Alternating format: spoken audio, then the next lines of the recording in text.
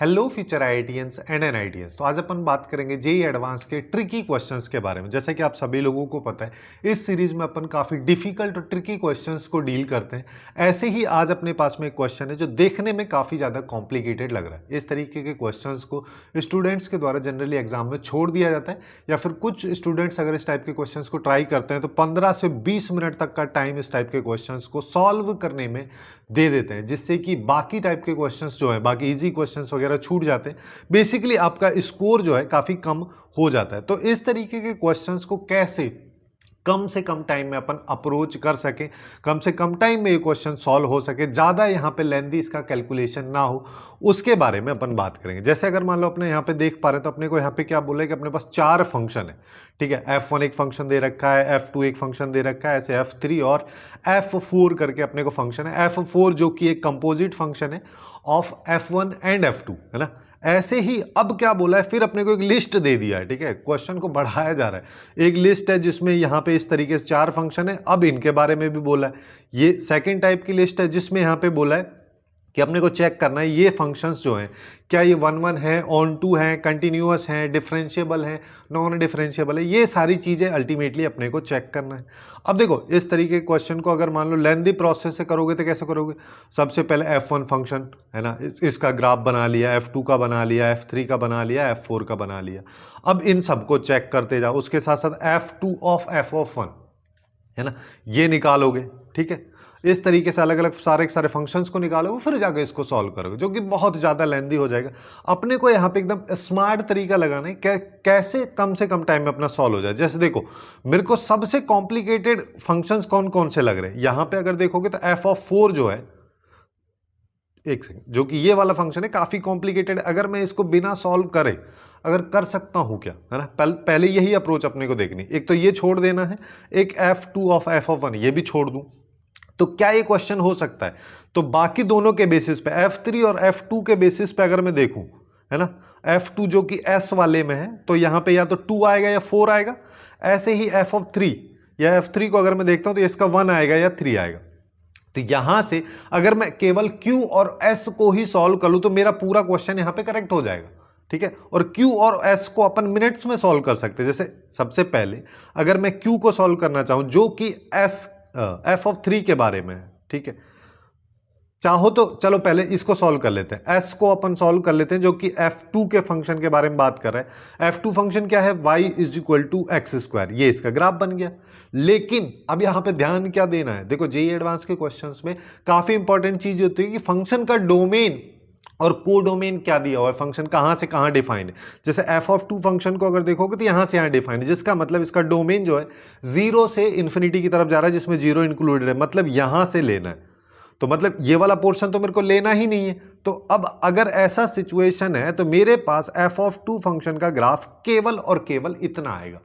अब इस ग्राफ में मेरे को चेक करना है, क्या क्या चेक करना है। देखो, S के बारे में अपने को क्या क्या पता है, या तो 2 है या 4 है, यानी कंटिन्यूटी चेक करनी है और 1 1 चेक करना है। ठीक है, उस बेसिस पे अपन यहाँ पे बोल सकते हैं 2 और 4 जो दोनों एक दूसरे का अपोजिट है, कंटिन्यूअस होगा तो नॉन कंटिन्यूअस होगा, सॉरी कंटिन्यूअस होगा तो डिसकंटिन्यूअस होगा ही नहीं।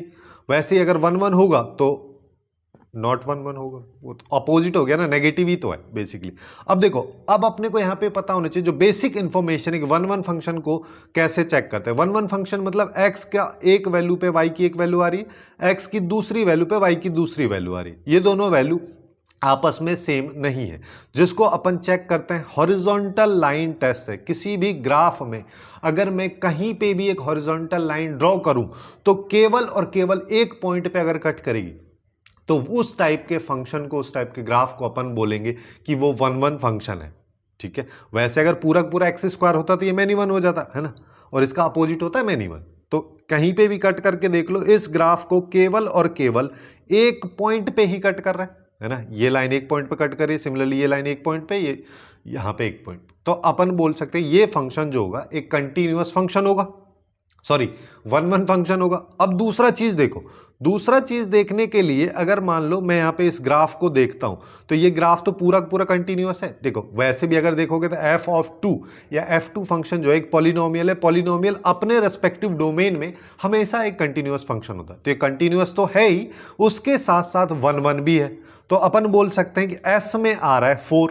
अब s में अगर 4 आ रहा है तो उसकी केवल दो पॉसिबिलिटी, या तो इसका आंसर c हो सकता है या d हो सकता है।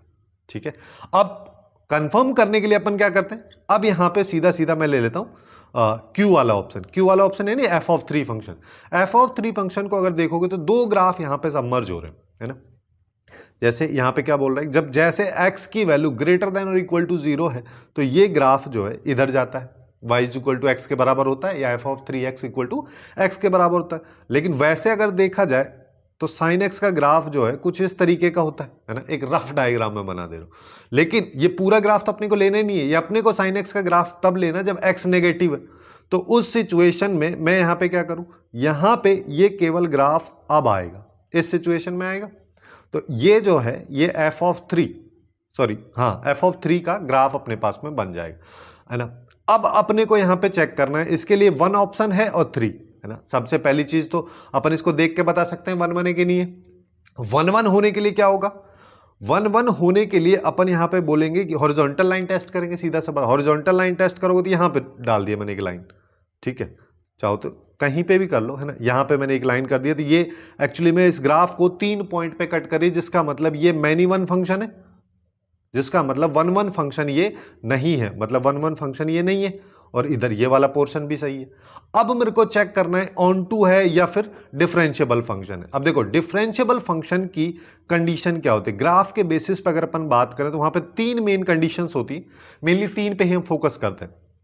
कि अगर कहीं पे किसी भी ग्राफ में कोई एक शार्प पॉइंट बन रहा है तो उस शार्प पॉइंट पे वो फंक्शन नॉन डिफरेंशिएबल होगा। अगर वहां पे किसी भी एक पर्टिकुलर पॉइंट पे एक वर्टिकल टेंजेंट है तो उस वर्टिकल टेंजेंट पे वो ग्राफ जो है नॉन डिफरेंशिएबल होगा। उसके साथ साथ अगर किसी पर्टिकुलर पॉइंट पे ग्राफ डिसकंटिन्यूअस है तो उस पॉइंट पे वो फंक्शन नॉन डिफरेंशिएबल होगा। अगर आपको इसको समझने में थोड़ी दिक्कत हो रही नॉन डिफरेंशिएबिलिटी या डिफरेंशिएबिलिटी अपन कैसे चेक करते हैं, तो उसके रिगार्डिंग मैंने एक वीडियो बनाई है ना, उसका लिंक मैं नीचे डिस्क्रिप्शन में डाल दूंगा, आप लोग वहां से जाके चेकआउट कर सकते हैं। वैसे ही कंटिन्यूटी के बारे में भी एक वीडियो पड़ी है इसी चैनल पे, वहां पे भी आप जाके चेकआउट कर सकते हैं किसी भी फंक्शन का कंटिन्यूटी और डिफरेंशिएबिलिटी को अपन कैसे चेक करते हैं। अब देखो यहां पे कहीं पे भी कोई शार्प पॉइंट नहीं बन रहा, कोई वर्टिकल टेंजेंट नहीं है, कोई डिसकंटिन्यूटी नहीं है, तो जिसका मतलब पूरा पूरा फंक्शन डिफरेंशिएबल होगा। लेकिन यहां पर तुम एक चीज सोच सकते हो कि अगर मान लो मैं केवल इस पोर्शन की बात करूं 0 के पास में, तो यहां पे एक शार्प पॉइंट मतलब दो ग्राफ जो है इस तरीके से अगर किसी पर्टिकुलर पॉइंट पे बन रहे हैं तो वहां पे, और यहां पे देख सकते हो, यहां पे वैसे दिख भी रहा है कि ऐसा बन रहा है, लेकिन यहां पे नहीं बनता है। क्यों नहीं बनता है कि साइन x जो है वो लगभग x के ही बराबर होता है जब x टेंस टू 0 होता है ना, जिसका मतलब साइन x और x बराबर होता है, जिसका मतलब ये दोनों ग्राफ जो है आपस में मर्ज होके एक ही ग्राफ कंटिन्यू हो रहा है ना। इस वजह से यहां पे x इक्वल टू 0 पे फंक्शन डिफरेंशिएबल भी होगा। तो अपन यहां पे बोल सकते हैं कि Q पॉइंट जो है वो एक्चुअली में डिफरेंशिएबल है, उसके साथ साथ 1 1 फंक्शन नहीं है, जिसका मतलब Q के लिए 3rd आ जाएगा, यानी कि इसका करेक्ट आंसर D हो जाएगा। अब ऑन टू के लिए अगर मान लो थोड़ा सा सोचो, ऑन टू के लिए हम क्या चेक करते हैं, ऑन टू के लिए हम चेक करते हैं कोई भी फंक्शन अगर ऑन टू है तो उसके लिए वहां पे उसका कोडोमेन और रेंज दोनों बराबर होना चाहिए। बट यहां पे f(3) फंक्शन का कोडोमेन, देखो ये डोमेन होता है, ये कोडोमेन होता है। अब कोडोमेन को देखोगे तो ये बोल रहा है कि R मतलब कुछ भी आउटपुट आना चाहिए, सब कुछ आउटपुट आना चाहिए अगर ये रेंज के बराबर है तो। लेकिन इस ग्राफ को देखोगे तो इसकी रेंज अब तुम बोल सकते हो मिनिमम इसकी वैल्यू -1 है और ऊपर इन्फिनिटी तक जा रहा है ना। देखो अगर मान लो मैं इसको सेपरेटली थोड़ा सा बना देता हूं, ये ग्राफ कुछ इस तरीके से मूव कर रहा है, तो इधर जब ये साइन x का ग्राफ है तो ये -1 तक जा रहा है, ऊपर ये इन्फिनिटी तक जा रहा है। इसकी अगर तुम रेंज देखोगे तो -1 से इन्फिनिटी तक जाएगी, बट इसका कोडोमेन R है, तो ये दोनों चीज बराबर ही नहीं है, बराबर नहीं है, तो ये ऑन टू फंक्शन तो हो ही नहीं सकता। कौन सा फंक्शन होगा, ये होगा एक इनटू फंक्शन। इस तरीके से अपन इस टाइप के कॉम्प्लिकेटेड क्वेश्चंस को भी काफी इजीली सॉल्व कर सकते हैं। ऐसे ही मैंने कई टाइप के क्वेश्चंस को यहाँ पे सॉल्व किया है, उनको बताया कि किस तरीके से वहां पे अपन अप्रोच लगा सकते हैं जब जेई एडवांस का कोई भी क्वेश्चन आपको देखने में एकदम अटपटा और अजीब लगे तो।